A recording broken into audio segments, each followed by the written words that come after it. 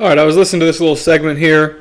Brianna Joy Gray and Katie Halper are discussing Katie being censored / fired on The Hill, which is obviously a dumpster fire of a show and network at this point. And at this point in the conversation, though, I got a few seconds past this and then thought to maybe make a little segment out of it. But they start to lament the fact that, they still work for right-wingers, or as they would say, right-wingers, or, corporations or whatever.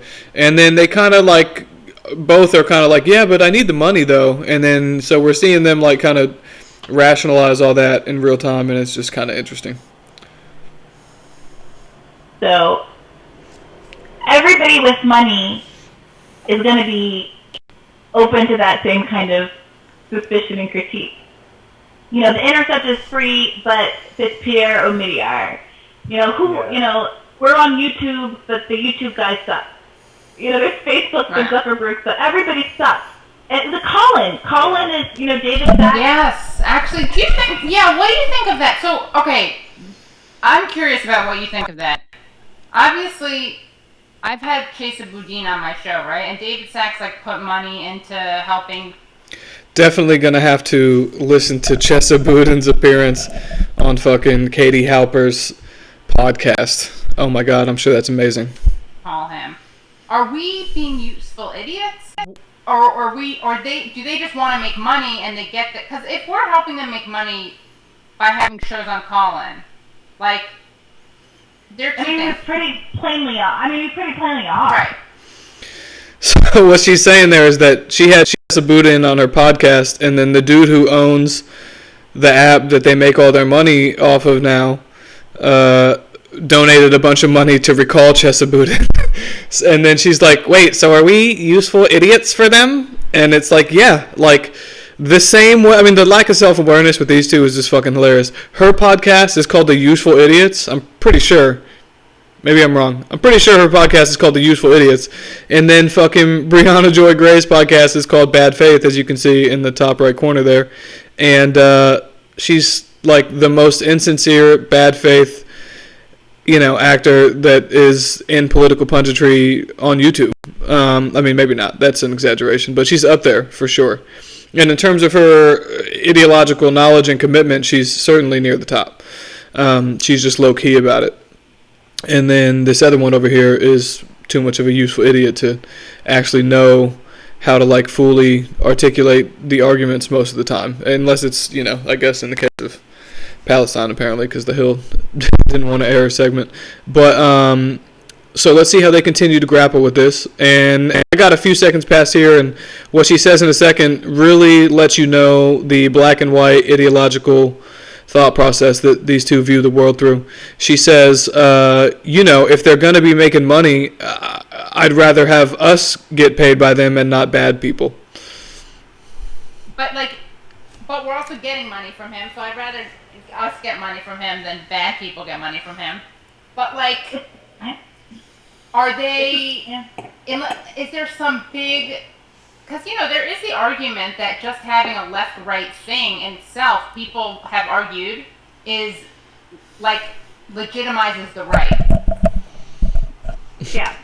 So this is her demonstrating repressive tolerance in real time. And you see her kind of looking to the sky, to the ghost of Karl Marx, to help her, be able to formulate an argument that doesn't sound like complete bullshit right now.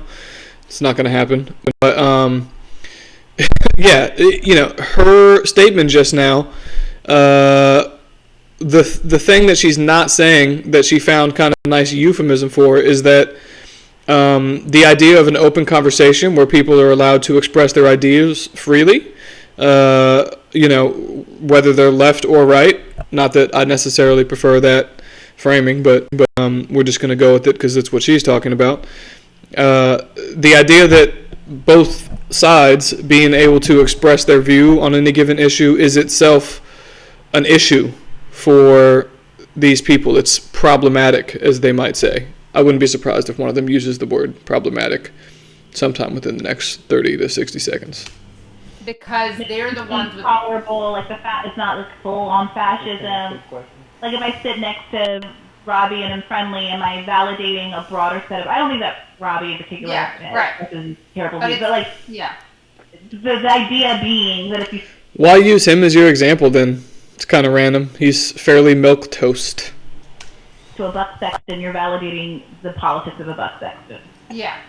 And then, so the way I always, because I'm getting some of that now, they're like, yeah, of course you got fired from them. Like, that's what you get for working there. And, you know, my thing was always like, well, I'm helping get messages out to a mainstream audience, maybe a less politicized leftist audience, also helping to bring in guests. But I do wonder, like, with the call-in thing, which I also have, is it just that they know it's a better... Because if you and I are not making or breaking their bank accounts. Yeah. But well, I think what it is, their model is that they are going to take our episodes, they put them on Spotify, and they're going to run ads on them. So that's part of it. Like, and I don't know how much money they're going to make on those ads. And I have in my contract, at least, that I get to oversee what the ads are, so it's not like ExxonMobil. Right. And I mean, you know, I guess she has a funny way of drawing the line between where she wants to make money and doesn't, but that's a funny clause to have in your contract. You know, I just don't know what leverage they're probably like, yeah, sure, whatever, for this thing that we don't even do yet, fine. You know, I don't know. I mean, it sounds like she's talking about like a future plan. So, anyways, it's like Casper mattress or something innocuous. I don't know. And then I think the other aspect of it is, and like, let's just be really honest about this. A lot of these sites that open up, they are initially marketed, or they initially attract a conservative audience. Parler, Rumble, even. All right, so let's see how self-aware she can be, because the reason why the alternative media sites initially gain a lot of a right-wing following is because anyone who expresses those viewpoints gets banned. Moments ago, we just heard these two talking about how even the existence of a balanced dialogue is problematic. And now we're going to see if they can be self-aware and if they can understand that I have a feeling that Bree certainly, I have a feeling, knows the contradiction that she's walking into here. I don't think Katie knows what day it is, to be frank, but Stack, remember, used to be considered to be a right-wing thing until every journalist in the New York Times got on there and made money. Right? Yeah. So, like, to push back against that perception. Substack used to be a right-wing thing. And see, this just really lets you know how much power the narrative has over people like this, people who are bought into the narrative, people who have cachet within the narrative, and people whose ideological goals are aligned with the narrative. You know, they are willing to overlook so much until it turns onto them. Benefits them to recruit left folks like ourselves to legitimize. Like the idea that Substack was right-wing, why can't it just be neutral? And then for the market conditions that, you know, we just discussed, initially it gains a lot of a right-wing audience. Many of the people on Substack had been banned in many other places. They're not all super crazily right-wing people. Jesse Signal got on Substack fairly early and was blowing up. Lots of people. Michael Tracy, obviously he's skeptical of, neoliberalism quite a bit, but I wouldn't say he's right-wing necessarily, although I haven't delved that much into his stuff, and maybe he does consider himself that. I don't really care. But the point is that, yeah, obviously these sites have a little bit of a right-wing leaning to the user base initially. It's because of censorship. And, for the last 4 years or so, if we want to go back and check the record, you've been constantly carving out caveats within the framework of repressive tolerance that allow for the censorship of your ideological opponents. So let's continue. Like, that is true. Now the question is, again, the same question we were talking about with it. What's true? It benefits them to recruit left folks like ourselves to legitimize the platform. Like, that. All right, see, they don't need you to legitimize the platform. That's not something that's necessary. They need it to make more money because they're capitalists, and then 6 months. I mean, I'm not saying they're capitalists. Like, I'm trying to get into that aspect of the ideological argument on it, but I just mean like they're obviously trying to make money, and they're hustling tech guys who have a fucking, they're the investors are the guys that you're talking about who actually have some sort of ideological commitment. These guys who are just making these, like an app like Call-In. I mean, it's not like that's an original idea or something like that. It's like the 5th iteration of some shit like that, and they're just trying to make hella money. So obviously they want to expand the user base. I mean, did Clubhouse initially have a right-wing following, or was that like exclusively some, black shit like before it blew up? Let me know, Bree. True. Now the question is, again, the same question we were talking about with the Hill. Like, is it a worthwhile bargain for us to be mutualistically using each other as long as it lasts, to put some money in progressive coffers, to give progressives an opportunity to get their names out there and grow their platform so they have a higher chance of being able to go independent someday? Like, I genuinely like using this platform and renewing my contract because you guys know I sit here with you for like 4 hours, and I genuinely, like, I don't have to be here for 4 years. Nothing about how I get paid for call-in requires me to be here for 4 hours. I think it's like 45 minutes for an episode is what they want out of me. So, I really do like it, but like, I think it's worth being honest about what this scenario is here. Yeah. And like, it's worth being honest about what the scenario is. Imagine the range of scenarios where Bree doesn't think it's worth being honest about it. What do you think about it, Andrew? Like, should we be doing this? I don't know. I think for exactly the same. He's going to rationalize them making money. We'll see what he says in a second. He could have a 5-second answer where he says, no, I think you should secure the bag, or he could have like a minute-long word salad bullet answer. He's going to rationalize them making money. He's not going to tell these marginalized women not to make money. The first thing he said is that everybody sucks, and that's true. Doing anything on any tech platform, you're at some level bringing in a little bit of bacon for somebody who just could not give less of a shit about like people in their lives. So just reading, I read about David Sacks like over a year ago because I was like, Bree and Glenn are going on Call-In. Like, what's Call-In?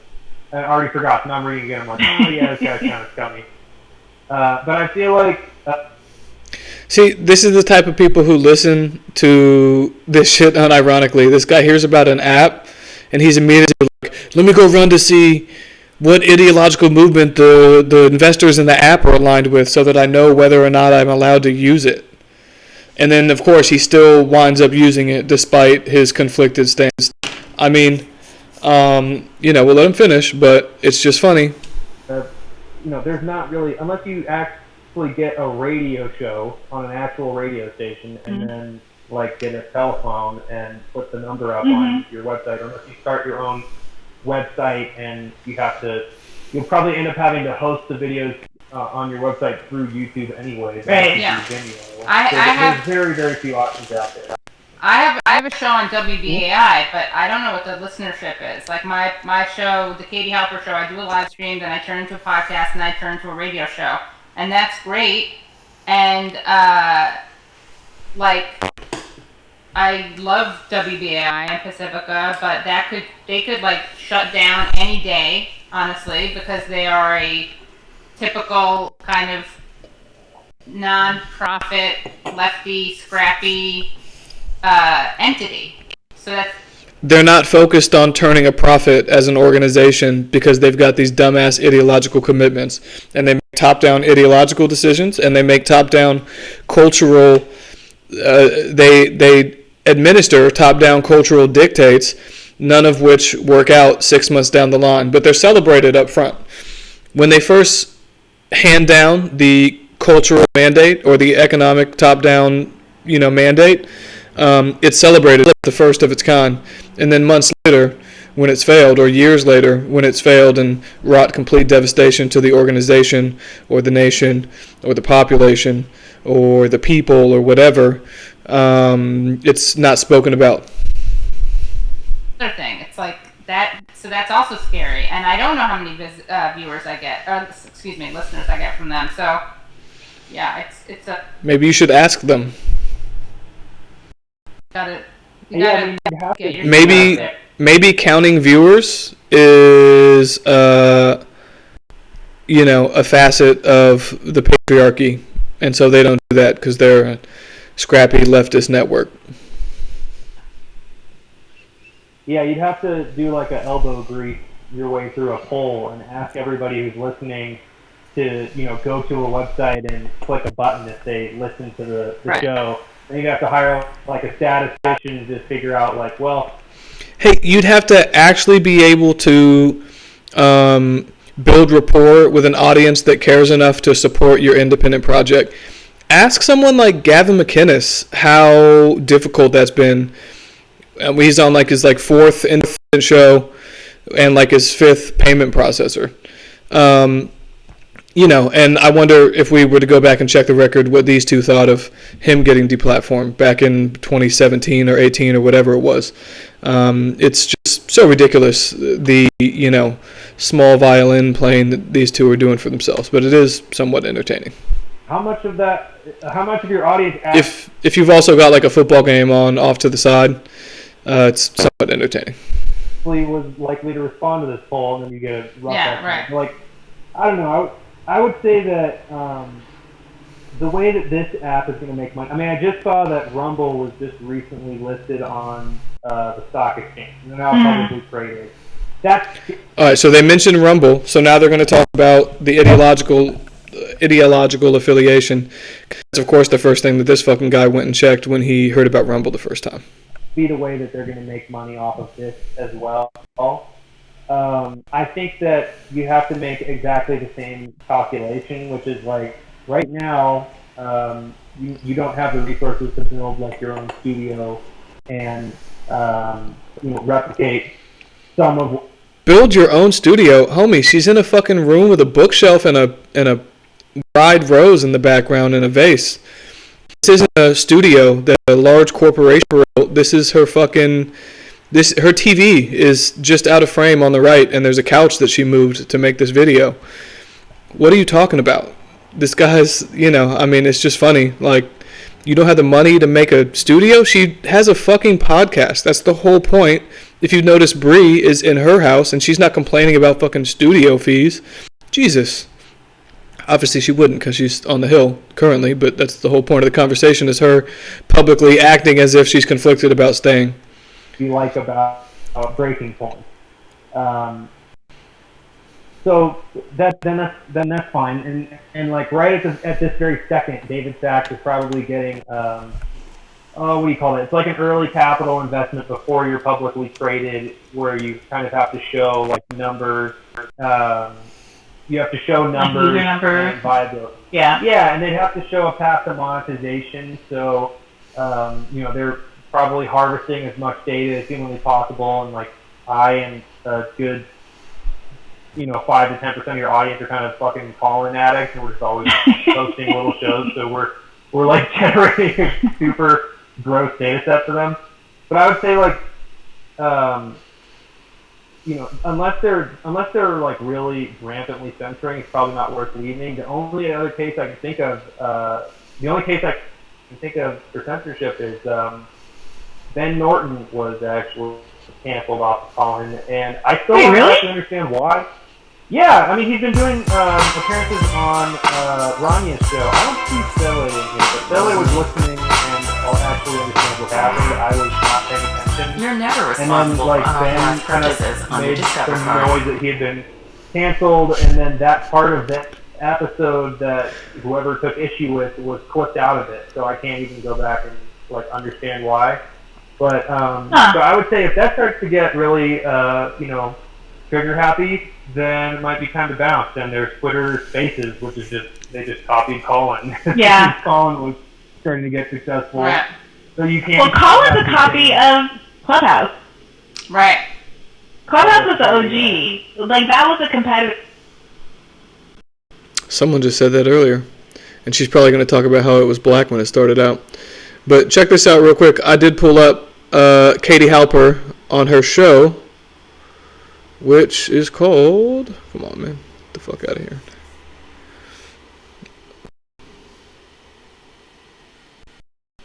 Jesus. That's embarrassing. It's called Useful Idiots. That's the name of her show. And earlier she asked aloud, like, are we useful idiots for them? And so what she's not realizing is that... I actually don't think Matt Taibbi is. What she's not realizing is that her rhetorical, ironic podcast name is entirely too appropriate. It's kind of funny. Let's keep it going. Which got huge during COVID. I love Twitter Spaces because obviously I'm on Twitter a lot, and if I open a Twitter room, everyone that knows me sees it. Like that Twitter is my home base. I've never done that. I can fill a room way more quickly. Like right. I can immediately get a ton of people in a room on Twitter in a way that here you've got to get people to download an app and do all that. Can you monetize that? I don't think so. Yeah, I don't think so. Unless you do like ad for fucking Shark VPN or whatever. Right. Well, you know I'm very anti-shark. That's shark She's like, are you... I appreciate you calling in and staying with us. Are you willing to do your revolutionary agitation not for pay? And she's like, no. So they're Bolsheviks. They're not Mensheviks. So long. I see that there's 28 people in the queue. I also see that we've been doing this stream for 2 hours, and I was supposed to start the real call-in episode, like your standard Thursday call-in episode on the debrief at 8:30. So what I'm going to do is shut the fuck up. Understand if you rehire and Katie and apologize. I agree. I wrote them a statement.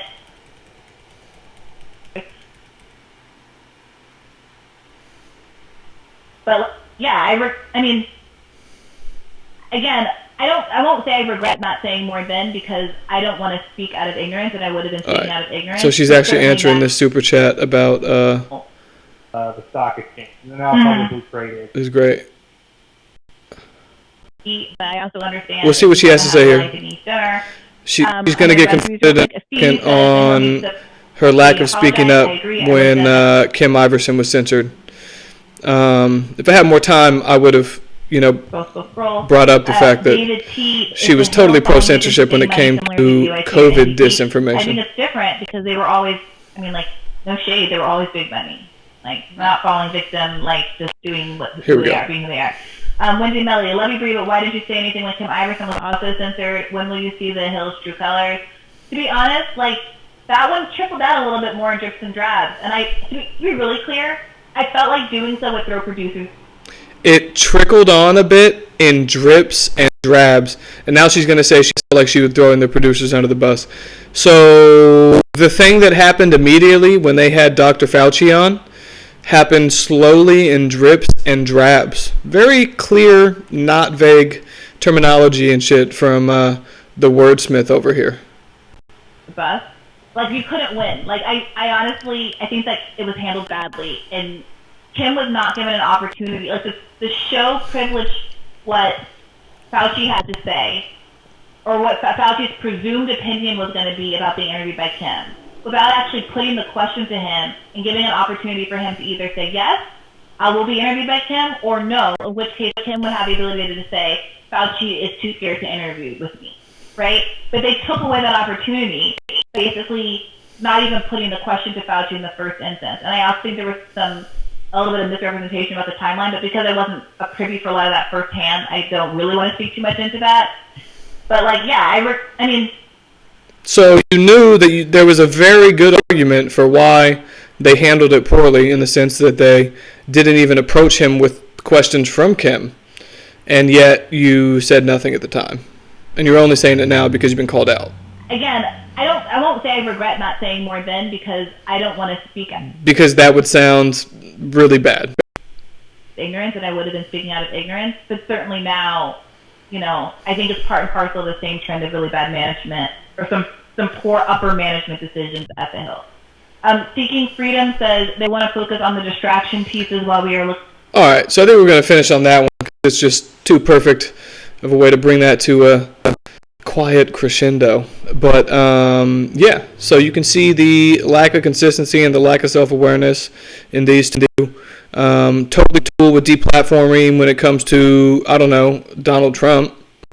Not cool with it when it comes to, one of their best friends. So that's what you can expect from ideologically driven people from across the spectrum.